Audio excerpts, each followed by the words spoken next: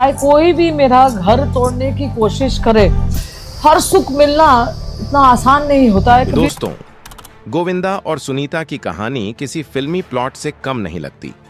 इस रिश्ते की शुरुआत बहुत ही साधारण तरीके से हुई थी, लेकिन जैसे जैसे वक्त आगे बढ़ता गया, यह बंधन कई उतार चढ़ावों से होकर गुजरा।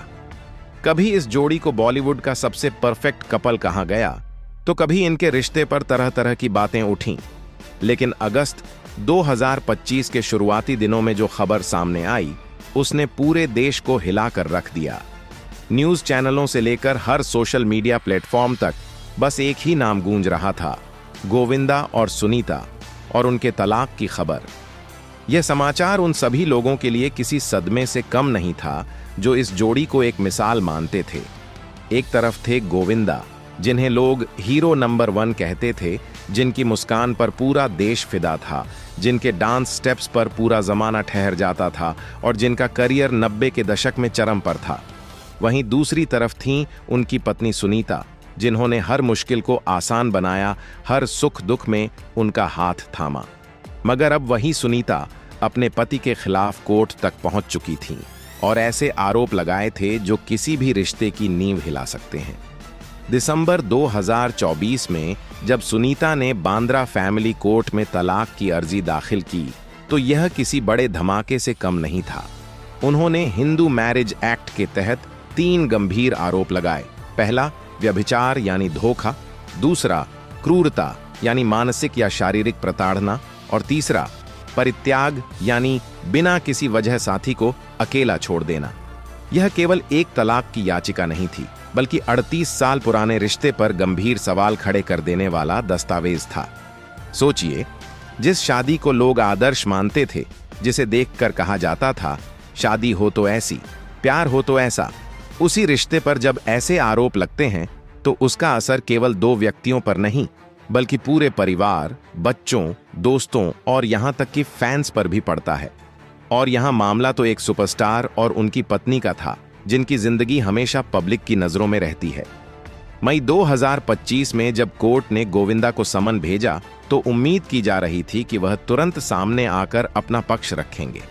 लेकिन मीडिया रिपोर्ट्स के अनुसार उन्होंने तब तक कोई जवाब नहीं दिया जब तक कोर्ट को कारण बताओ नोटिस जारी नहीं करना पड़ा।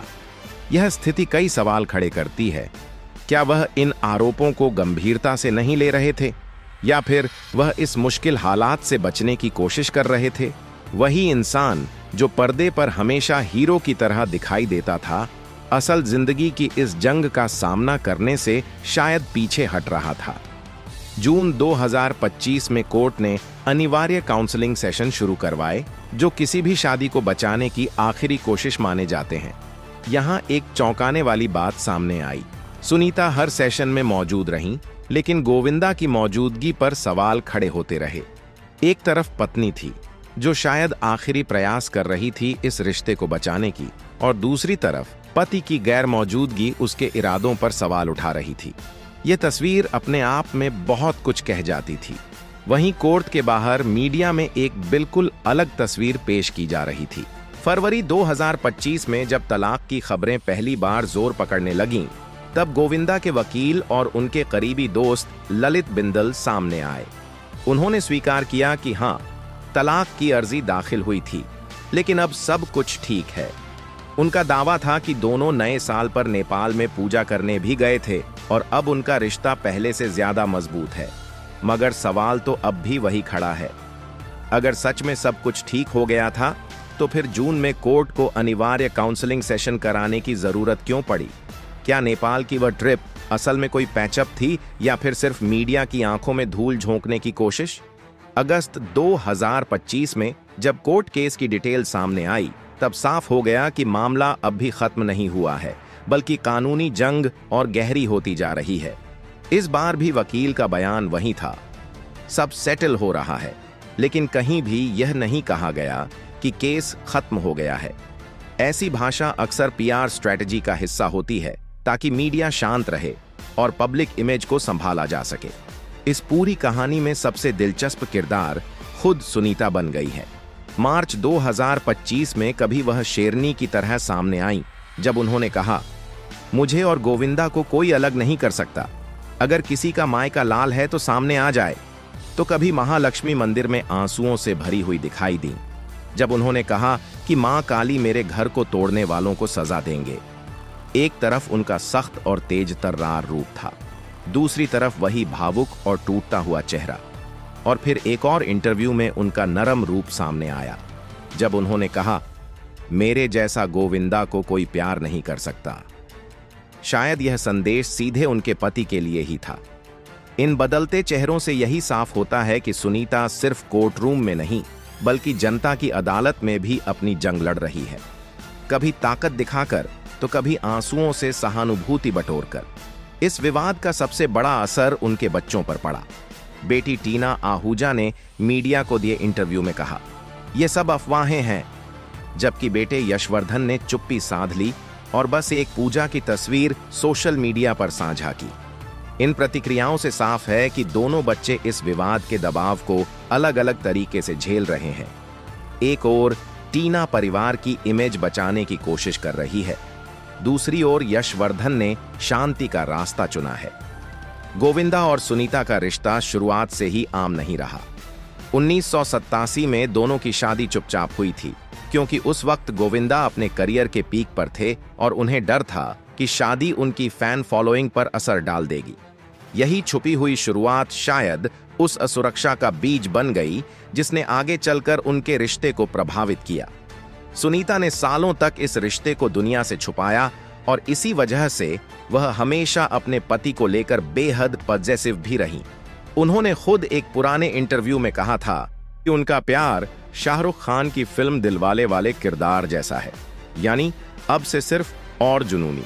लेकिन इस रिश्ते पर सबसे बड़ा विस्फोटक आरोप लगा, व्यभिचार यानी धोखा।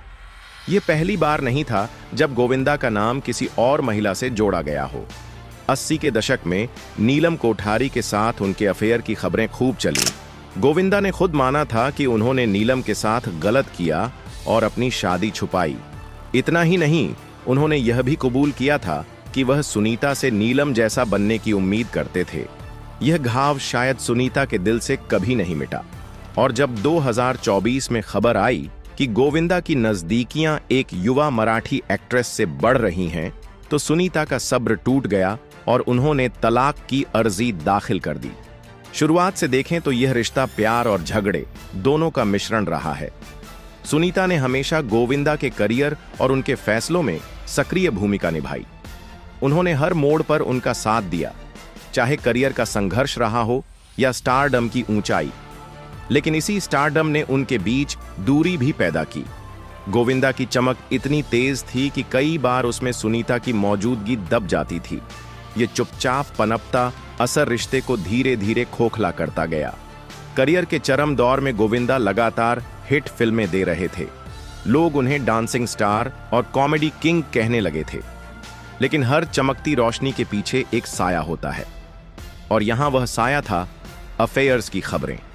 सुनीता का गुस्सा और नाराजगी कई बार सामने आई, लेकिन हर बार वह चुप रहकर रिश्ते को बचाने की कोशिश करती रही। शायद इसलिए क्योंकि खोने को बहुत कुछ था, 2 बच्चे, एक परिवार और वह शोहरत जो उन्होंने मिलकर बनाई थी। समय बीतता गया और गोविंदा का करियर ढलान की ओर बढ़ने लगा। 90 के दशक का हीरो नंबर 1 नई फिल्मों की रफ्तार से कदम नहीं मिला पा रहा था। इंडस्ट्री बदल चुकी थी, OTT का दौर आ चुका था, लेकिन गोविंदा पुराने स्टाइल पर ही अड़े रहे। सुनीता ने कई बार कहा कि उन्हें बदलना चाहिए, नया कंटेंट सीखना चाहिए, लेकिन गोविंदा ने अपनी राह चुनी। सुनीता के मुताबिक यह भी उनके मतभेद का बड़ा कारण बना, क्योंकि करियर की हताशा घर के माहौल पर हावी होने लगी। इसके अलावा राजनीति में कदम रखना भी एक ऐसा फैसला था जिसे सुनीता ने कभी पसंद नहीं किया। वह मानती थीं कि इससे उनके फिल्मी करियर को नुकसान पहुंचा, और यही बात कई झगड़ों की वजह बनी। जब प्रोफेशनल जिंदगी डगमगाती है तो निजी जिंदगी पर भी असर होता है, और यही इस रिश्ते में हुआ। इस विवाद का एक और बड़ा पहलू है पैसा। रिपोर्ट्स बताती हैं कि गोविंदा की संपत्ति लगभग 170 करोड़ की है, जिनमें जूहू का बंगला, मड आइलैंड की प्रॉपर्टीज और फार्म हाउस शामिल हैं। तलाक की स्थिति में इन सब का बंटवारा होना है। और जब मामला व्यभिचार के आरोपों से जुड़ा हो तो वित्तीय सेटलमेंट और भी पेचीदा हो जाता है। कहा जा रहा है कि यह सेटलमेंट 100 करोड़ तक पहुंच सकता है। यानी यह जंग सिर्फ रिश्ते की नहीं बल्कि दौलत की भी है। इसी बीच अगस्त 2025 के आखिरी दिनों में विरोधाभासी तस्वीरें सामने आईं। एक तरफ गोविंदा एयरपोर्ट पर हंसते हुए फैंस को किस करते दिखे, जैसे उन्हें किसी बात की परवाह ही न हो। दूसरी तरफ उनके वकील बयान दे रहे थे कि परिवार गणेश चतुर्थी एक साथ मनाएगा। सवाल यह उठता है, क्या यह सब सच है या सिर्फ एक दिखावा? क्या यह मीडिया को शांत करने की रणनीति भर है? तो अब सबसे बड़ा सवाल यही है, इस कहानी का अंत क्या होगा? क्या सच में यह रिश्ता टूट जाएगा या फिर कोई चमत्कारिक मोड़ आएगा? इंडस्ट्री में पहले भी बड़े बड़े कपल्स के रिश्ते टूटे हैं, लेकिन यहां बात अलग है क्योंकि यह रिश्ता 38 साल पुराना है। यह सिर्फ 2 लोगों का नहीं बल्कि पूरे परिवार और बच्चों की जिंदगी का मामला है। साथ ही इसमें शोहरत और दौलत का बड़ा सवाल भी जुड़ा हुआ है। गोविंदा का करियर चाहे ढलान पर हो, लेकिन वह अब भी करोड़ों दिलों में बसते हैं।